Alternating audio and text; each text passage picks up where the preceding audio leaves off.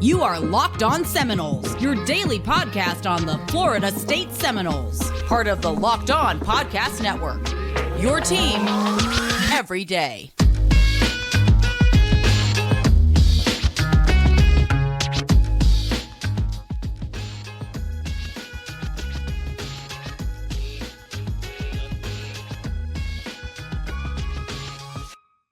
Good morning, good afternoon, and good evening, and welcome back to another edition of Locked On Seminoles, another edition of the walkthrough, the number one game day of preview for your Florida State Seminoles football team. Today in the stream yard, I'm joined by Dave. Dave, what's going on, my guy? Drake, it is a good day to rack up our 8th win of the season. It really is. And folks, as always, the walkthrough is brought to you by our friends over at Bet Online. Bet Online is where the game starts. And today's line is Florida State is a 24-point favorite, as you see the ticker below, with an over-under set at 51.5, which is eerily similar to the over-under set actually against Syracuse. Now, before we get into this, I do know that there are reports coming out for the team that currently the flu is affecting not only other football programs, but ours as well. But Dave is here to tell us why that shouldn't matter as much. So, Dave, please, since this is your baby, this is your brainchild, you are the walkthrough daddy. Take us away, sir. Yeah, guys, so as we know, the flu can affect your football team, or at least that is what Jimbo Fisher would like you to believe, because Texas A&M caught the flu against, who was it that they lost by 1,000 to? Everybody. Was it Auburn? Yeah, they lost to Cadillac Williams coaching. It was Auburn. It was Florida. It was Florida. That was a Florida game. Okay, well, whatever. They lost by 1,000 because, according to Jimbo Fisher, it's because they had the flu. That's not why they lost. They lost because they suck and nobody wants to play for Jimbo Fisher. But I digress. It will not matter if we have the flu in this game. Louisiana is not a good football team. Here's the thing. They're really bad on offense. We talked about this during the week. So that's not a team. That's a team that if they score a couple touchdowns, that would be really surprising. Like, I'm not going to predict them to score more than like 13 points. On defense, that's a decent football team. The problem for Louisiana is, Drake, would you guess whether they're better at defending the pass or the run? I'm probably going to go they're better defending the pass and the run. They are better at defending the pass than the run, which is great for them, but we're one of the best running teams. I think we're top 5 nationally in rushing, and we very well could get Treshaun Ward back for this one. I know he played in the last game, but for all intents and purposes, not really. So we're still kind of waiting for him to get back to full speed. This would be a good tune-up game for him going into the Florida and Bowl game if he's healthy enough to go. And I expect you to not need an awful lot of Jordan Travis in this one. I don't think it matters how banged up or injured or ill your receiving core is. For blocking purposes, that'd be great for them to be healthy, but you can have a few guys missing in this one, more than a few guys even, and still outscore a bad offensive team and just run the ball right down the throat. No, I completely agree with that, especially because if you look at their best players, typically it's a lot more in the secondary, which goes to what you're saying, where they're actually better defending the pass. I know their best player is, I'm going to try to pronounce this, Cam Pettisclaw. I mean, these Louisiana names with the EAUX always, throw me for a loop, but it's him. Also, Jordan Quibido, one of their top linemen, top linebackers. So to me, this is a Louisiana Lafayette team that, quite frankly, they lost a lot of players, as I said earlier this week, to the transfer portal. A lot of them actually went over to the University of Florida. We'll touch on more on those players next week when we have Brandon Olson from Locked On Gators on here. But this is a game. It's at noon, so I know probably for the first 5-10 minutes it's going to be. It might look a little bit sleepier because we played primarily night games for the majority of the year, and it's a little more difficult to get up for a noon game. I mean, folks, it's hard for most of us to get up at 7 a.m. for work, so I kind of understand it for these kids. But to me, this is a team that it's not that they're bad, it's just they aren't a very good, solid team. So with FSU, the way they're able to run the ball with Trey Benson, Treshaun Ward being finally fully healthy, Lawrence Still Philly, I would love to see them just run the clock out, and hopefully we have a running clock by the middle of third quarter. Yeah, we talked about earlier in the week, you got to avoid big injuries in this one. There's no reason to have Jordan Travis out there just running the ball and taking hits. There's no reason for things like that. Louisiana also happens to be a really, really bad passing team, which is not great for them considering they're going up against one of the top 5 pass defenses in the country. As shocking as that may be to you, because it is to me, This DB core should have some fun in this game. You'd love to see a couple cornerbacks make an interception, get their confidence up even more, because they've been playing well of late, especially the last few weeks. I think the DB core has kind of come along to more what we thought it would be before the season, and so I expect a shutdown day from them. Fabian Lovett's obviously here; he's healthy, so and that's made all the difference on the defensive line. So for a team that's probably going to try to run the ball on you because that's all they do well. Uh, Good luck. And I, I think this is one of those games where you should expect the second team or the backups along the defensive line to be able to handle that Louisiana team. That's something I'm going to be watching out for because we're going to lose some pieces this year off the defensive line going into next year. And it'd be really good to see what those kids. I think we have a good idea of what they're made of. Like we have a blossoming and star in Pat Payton, but it's just going to be good to get some more playing time for those guys who are going to be really really consequential next year. So if we don't feel like playing the starters for the whole game, I would expect that. I would expect to see a lot more out of the backups in this game, and for good reason because we're up big, and not just because maybe some guys have the flu. So flu or not, yeah, I expect a nice game out of this defense.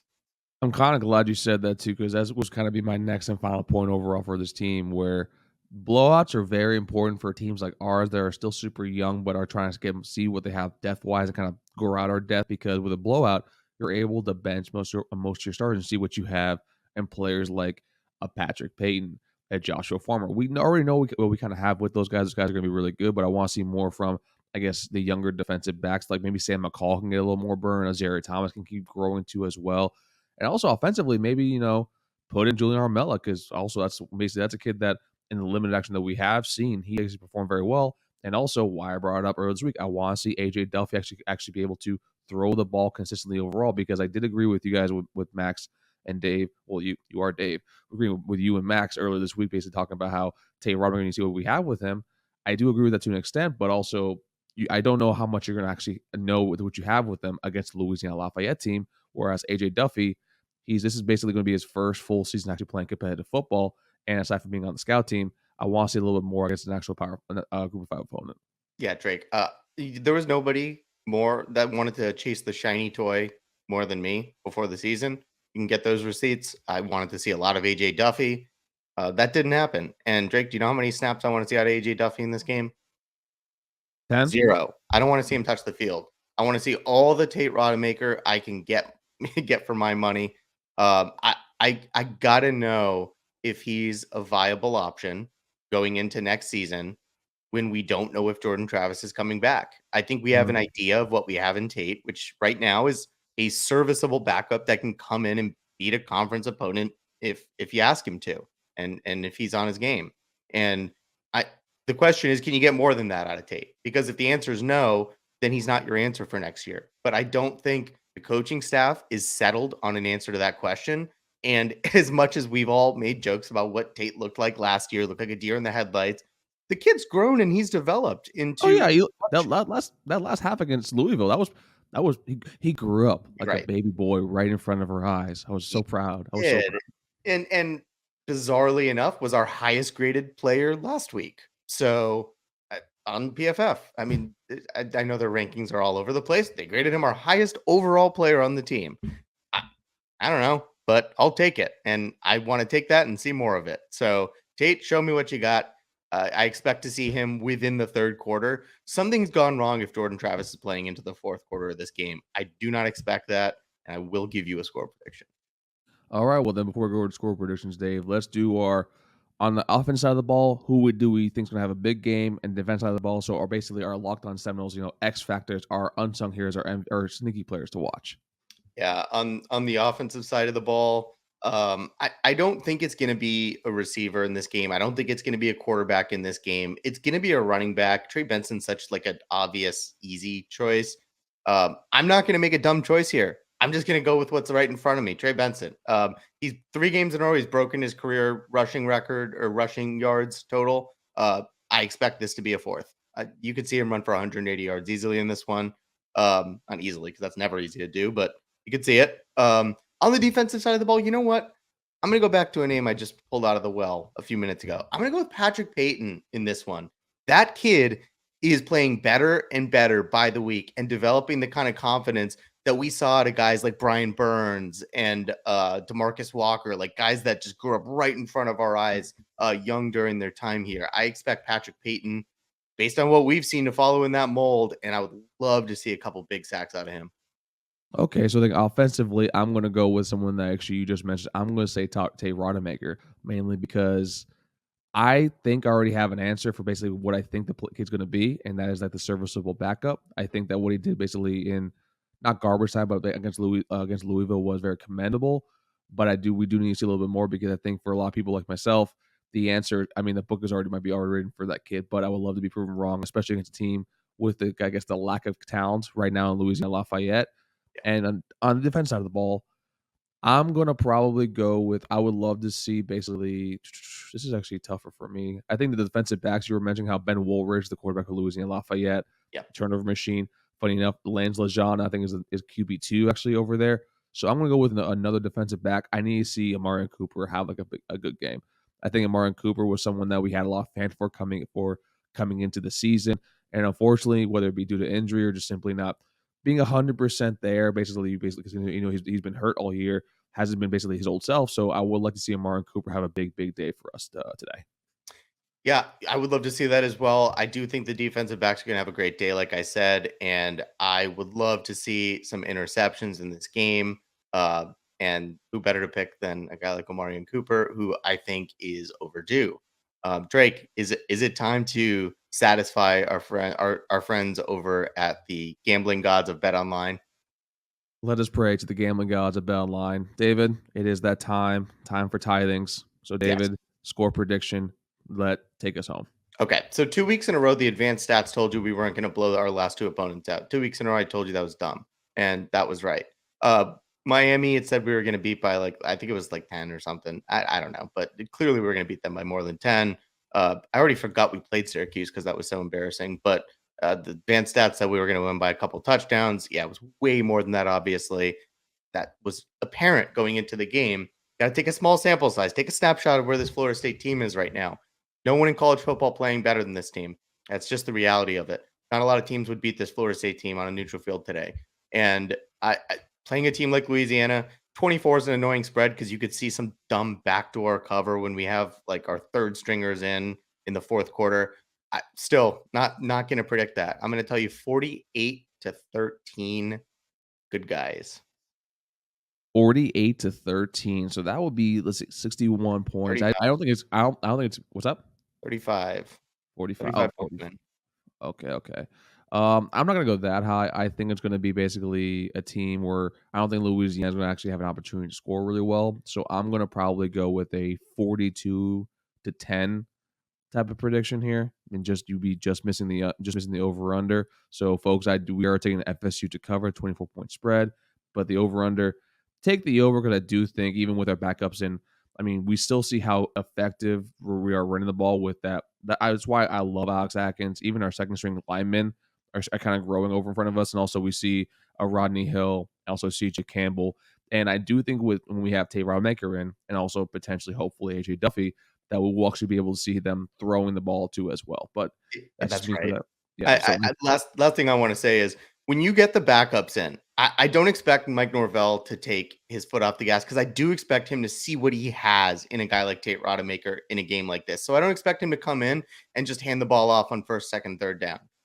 But keep in mind, if that is what we do, I expect us to have a lot of success because that is not what Louisiana is good at defending.